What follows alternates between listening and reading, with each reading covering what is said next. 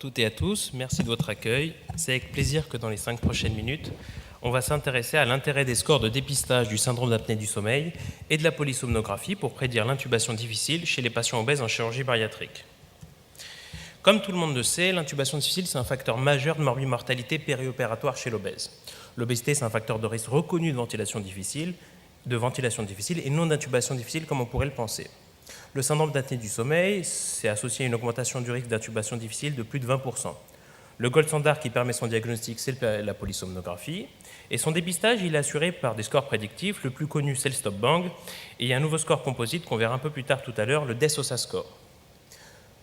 Notre objectif en faisant cette étude, c'était d'évaluer l'intérêt des scores de dépistage, à la fois le stop bang et le DES-OSA score, mais aussi de la polysomnographie dans la prédiction d'intubation difficile chez l'obèse en chirurgie bariatrique. Et par la suite de définir le paramètre le plus prédictif de l'intubation difficile chez l'obèse. Un bref rappel du score stop bang que tout le monde connaît, composé de 8 paramètres qui sont à la fois subjectifs et objectifs. Un nouveau score composite avec 4 critères objectifs a été développé par l'équipe belge du docteur De Flandre, qui comprend le mal-empathie, la distance tyromontonnière, la circonférence de cou et l'IMC, avec une valeur seuil, un score à 6. On a mis une étude de 200 patients, une étude monocentrique non interventionnelle, observationnelle prospective, un protocole anesthésique qui était commun et standardisé à tous les patients avec des anesthésistes expérimentés dans le domaine.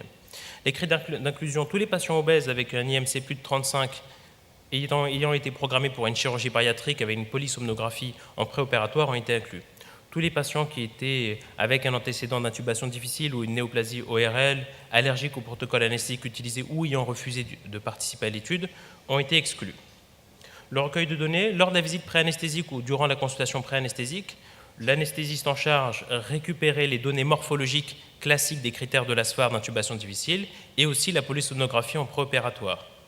De même, il calculait et recueillait les scores stop bang et DES-OSA score. Évidemment, tous les patients ont été informés de la procédure de l'étude.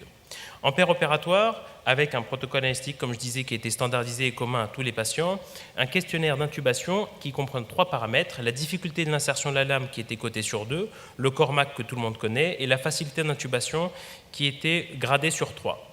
Un seul de ces 3 paramètres suffisait pour classer le patient en tant qu'intubation difficile. On passe au résultat. En analyse multivariée, là c'est la courbe ROC, on se rend compte que finalement la polysomnographie n'est plus prédictive de l'intubation difficile. Le DES-OSA score et le stop bang restent prédictifs. Avec le meilleur score, c'est le DES-OSA score, un odds ratio à plus de 2,4, avec un résultat qui est statistiquement significatif. C'est la courbe en rouge. On passe aux chiffres.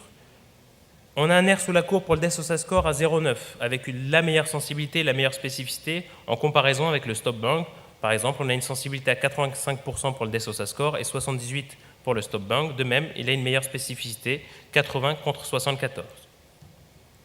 En conclusion, les 2 scores qui sont prédictifs d'intubation chez l'obèse, c'est le DES-OSA score et le stop bang reste prédictif. Le DES-OSA score avec un seuil de 7 permet d'anticiper une intubation difficile bien plus pertinente et performante. L'index d'apnée-hypopnée concernant la polysomnographie n'est pas prédictif d'intubation difficile chez l'obèse. Ce sont des questionnaires simples et rapides durant l'ACPA ou l'AVPA qui permettraient d'anticiper l'intubation difficile chez l'obèse. Merci de votre attention.